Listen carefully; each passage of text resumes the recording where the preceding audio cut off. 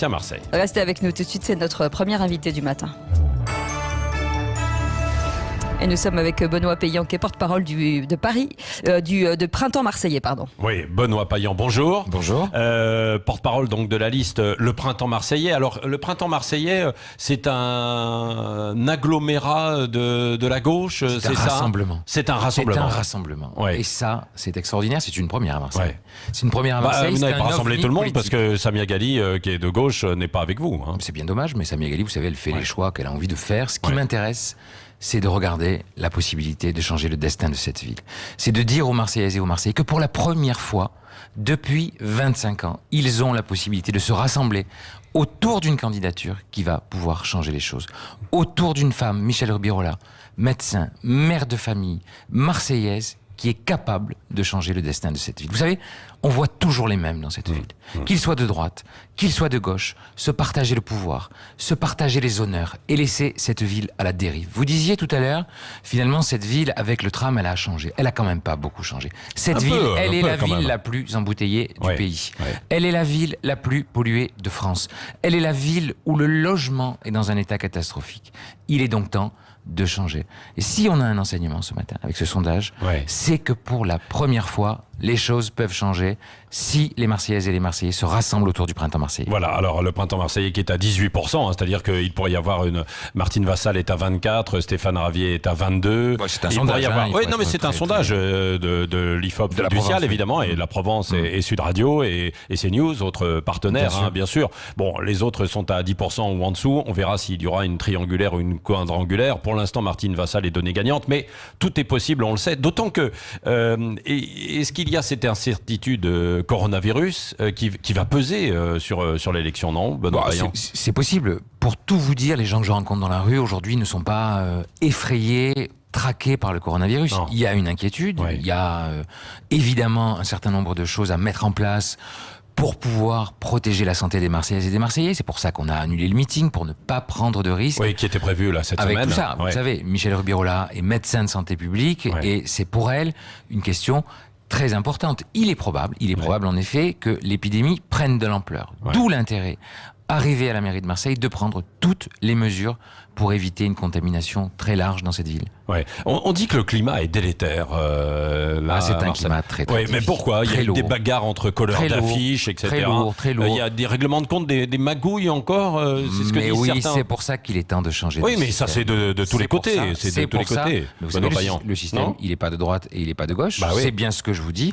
C'est justement pour ça que le Printemps Marseillais s'est créé. C'est pour faire face à un système qui est de droite et qui est de gauche. C'est pour faire face à un système où on a des couleurs d'affiches qui collent à la fois pour Samia Ghali et à la fois pour Martine Vassal. C'est pour faire face à un système qui se défend. Pourquoi? Pour conserver un précaré. Pourquoi? Pour conserver le pouvoir dans une ville qui a besoin d'oxygène, qui a besoin de respirer, qui a besoin d'un changement démocratique. C'est ça la candidature du Printemps Marseillais. Et c'est pour ça qu'il y a des attaques concernant justement Michèle Rubirola. Des attaques minables. Non, mais on dit qu'il y a cette polémique parce qu'elle fait campagne en profitant d'arrêt de travail. C'est vrai ça ou pas? Non mais vous vous rendez attendez, moi j'ai vu. Non mais écoutez, vous êtes un journaliste sérieux. Donc on va pas faire ce matin le café du commerce. Donc je sais ce que vous avez vu sur internet. Ce que je suis en train de vous dire, c'est que vous avez affaire à un médecin de la sécurité sociale qui est en règle, absolument en règle avec toutes ces questions-là. Ce que je me demande, c'est comment ce genre de documents frauduleux sont sortis de la sécurité sociale.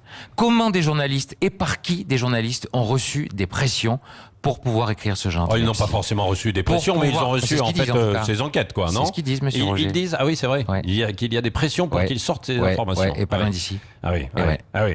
Bon, qu'est-ce que vous craignez le plus finalement, Benoît Payan, dans cette campagne? Je crains le système. C'est Martine Vassal. Je crains l'extrême droite et la droite. Le Rassemblement national, parce que vous n'avez pas parlé du Rassemblement national qui est très haut. Stéphane Ravier à 22%. Bien sûr, ou alors on est ce sont les habitué, divisions c'est catastrophique. La division, c'est catastrophique. La division, c'est justement le lit de la droite et de l'extrême droite. Ce que je crains le plus, c'est que le système continue, c'est que les Marseillais soient résignés. Vous savez, y compris vous, et c'est normal.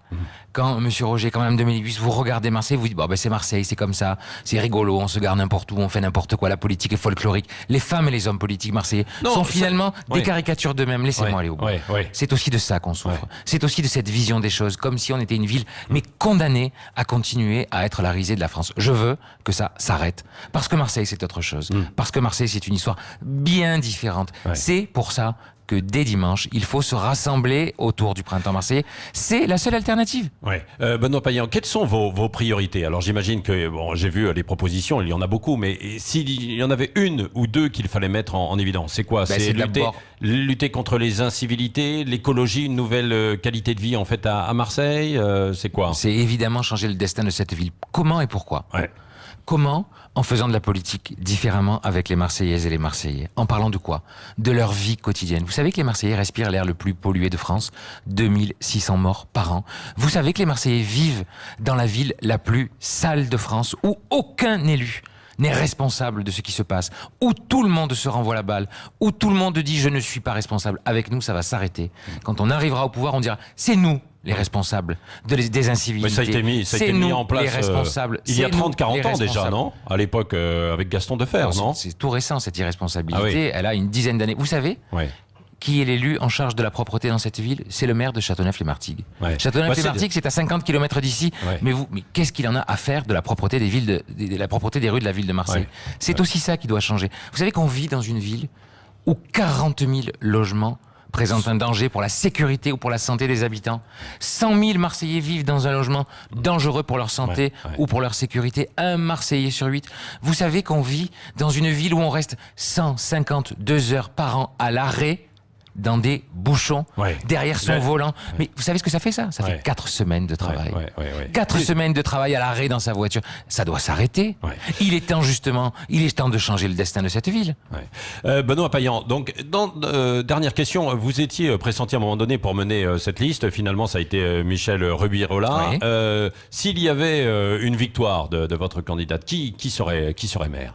Mais c'est évidemment Michel Rubirola. Qu'est-ce que c'est que ces histoires-là? Non, je ne sais pas, donc, je pose la question. Non mais attendez, les choses sont très claires. Moi, j'ai mis ma candidature de côté parce que je vous disais tout à l'heure, et que je vous dis depuis le début de cette interview, depuis le début de cette émission, qu'on ne peut plus faire de la politique comme avant. Vous savez, mon ambition, ma carrière personnelle, c'est peu de choses par rapport à l'amour que je porte à ma ville, par rapport à la possibilité de changer le destin de cette ville. Si j'étais comme toutes ces femmes et comme tous ces hommes politiques marseillais, j'aurais poussé ma candidature jusqu'au bout. Bien justement, ça suffit. La politique, c'est pas fait pour se servir, c'est fait pour servir. Merci Benoît Payan, porte-parole de la liste Le Printemps Marseillais, et les invités qui vont continuer évidemment de